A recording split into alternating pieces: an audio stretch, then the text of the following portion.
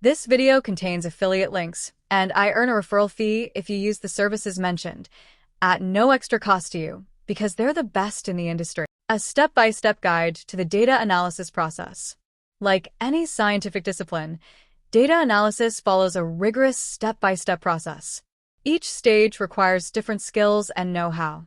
To get meaningful insights, though, it's important to understand the process as a whole. That I end this post, we'll explore the main steps in the data analysis process. Step 1. Defining the question.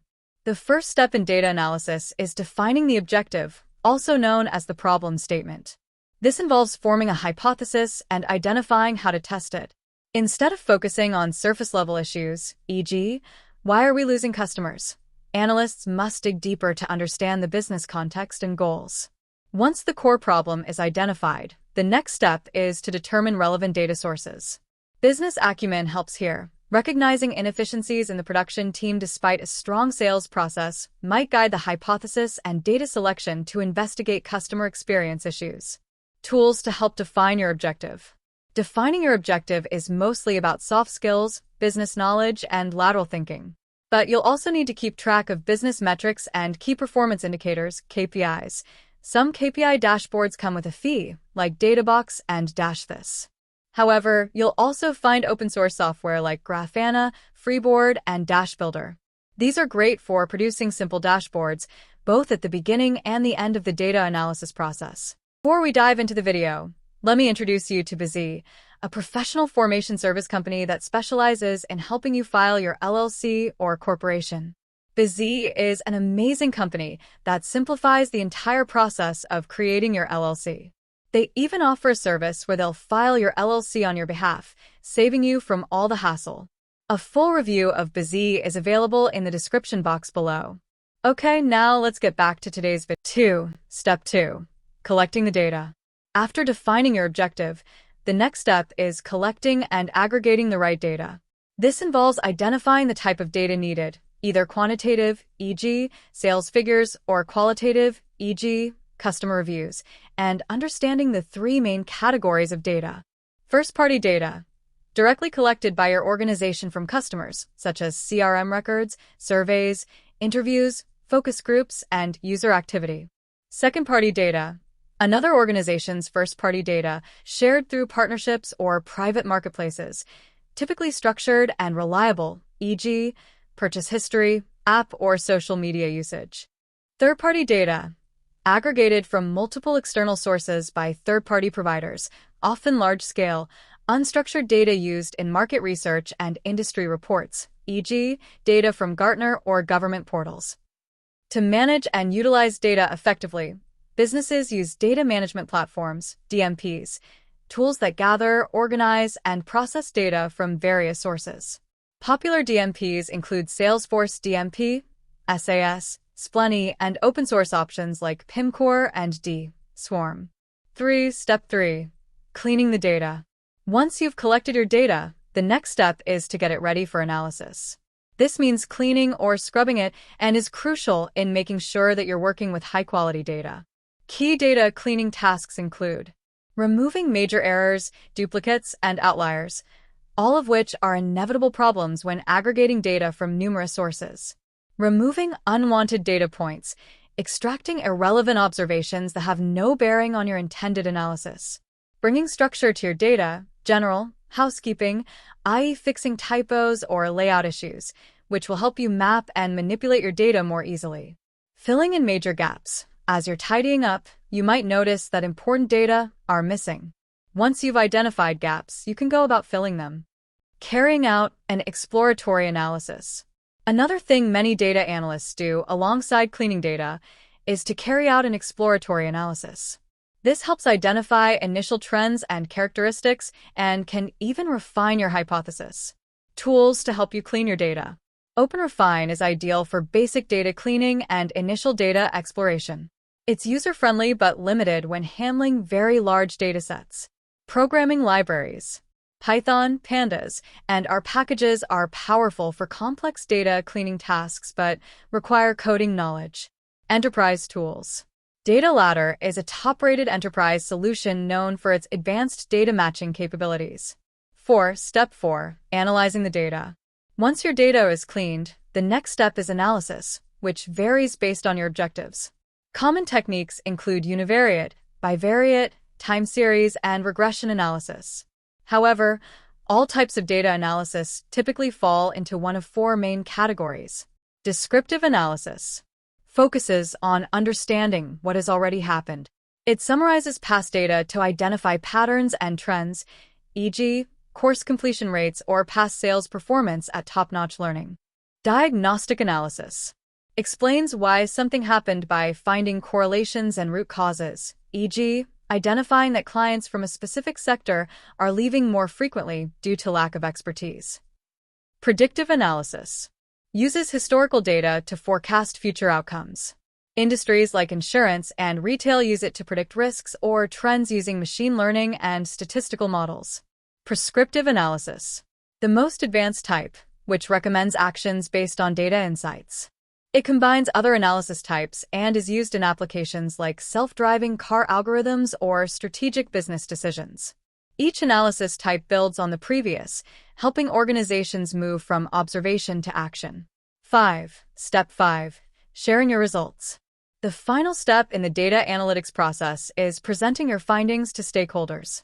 This involves more than just showing raw data. It requires clear interpretation and communication to ensure that insights are understood by both technical and non-technical audiences. Key points include clarity and honesty. Present insights clearly and avoid cherry-picking data. Include all relevant evidence, acknowledge data gaps, and be transparent about any uncertainties. Impact. The way you present data can directly influence business decisions, such as launching new products or restructuring departments. Tools for visualization. No-code/low-code tools. Google Charts, Tableau, DataWrapper, Infogram. Coding-based tools. Python libraries like Plotly, Seaborn, and Matplotlib are packages. Effective data storytelling combines visualization with strong communication skills to ensure insights are actionable and trustworthy. Step 6. Embrace your failures. The final step in the data analytics process is acknowledging that failure is part of the journey. Data analysis is rarely linear. It's an iterative and often messy process. You may need to revisit earlier steps if new patterns emerge during data cleaning. Exploratory analysis reveals unexpected insights. Core results seem flawed due to data issues or human error. These setbacks aren't failures. They're learning opportunities. What matters most is developing the ability to identify and correct mistakes, stay flexible, and remain curious.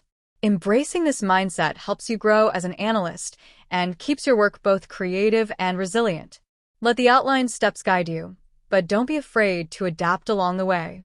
Now, in this section, I want to tell you, do you need an LLC for data analytics consulting business? Forming an LLC for your data analytics business can offer several benefits that provide protection and structure to your operations. One of the primary advantages of forming an LLC is the limited liability protection it provides. By establishing your data analytics business as an LLC, you can separate your personal assets from the liabilities of your business. Another benefit is that an LLC can enhance your professionalism and credibility. There's also the benefit of pass-through taxation and tax flexibility to choose an alternate structure if that works better for your data analytics development company.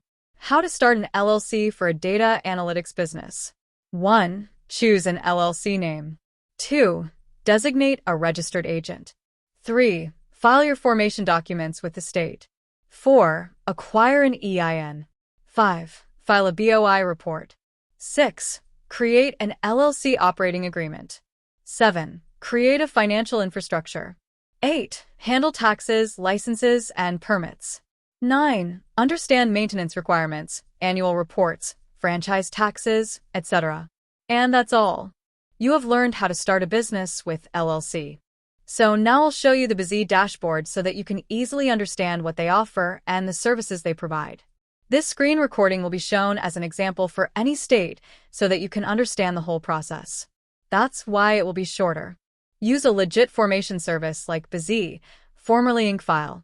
They'll handle everything, filing your LLC with the state, getting your EIN, setting up your registered agent, and even reminding you about compliance requirements later. You fill out one form, and they do the rest. The best part is that their base plan is free. You'll save hours of Googling, avoid mistakes, and get your business launched much faster. Once you click the first link in the description, you'll be taken to the same page as me. From there, you can start the formation process immediately. But first, let me show you the packages that Busy offers. Busy is one of the best entity formation platforms in the market, charging $0 for its basic service, something no other company offers. You'll see 3 different packages: Basic, Standard, and Premium. The first thing worth mentioning is that you do have to pay the state fee. Busy does not make any income from this fee. It goes directly to the state. To see the full comparison, you simply select the entity type and choose the state. The basic package is the most affordable option. Busy charges $0 for their service in this package. No other service provides a free registered agent for the first year without any charge like Busy does. Next is the standard package, which costs $199. This is the package I highly recommend because it covers everything you need to start a business legally. It includes everything in the basic package, plus additional services like obtaining an EIN, employer identification number, an operating agreement, lifetime company alerts, a business bank account, tax consultation, Form 2553 filing, and more. All of these services, except for tax consultation, are required by the state to successfully file an LLC. So this package simplifies the process. The premium package costs $299 and includes everything in the standard package plus 4 additional services: free next-day filing, business contract templates, a domain name with a business email, and a free first-year business phone number. These extras are especially helpful if you're in a hurry to complete your LLC filing or want added convenience. The standard package includes everything you need to legally launch a business. This is the package I strongly suggest for the majority of business owners since it covers all the essentials. So, there you have it.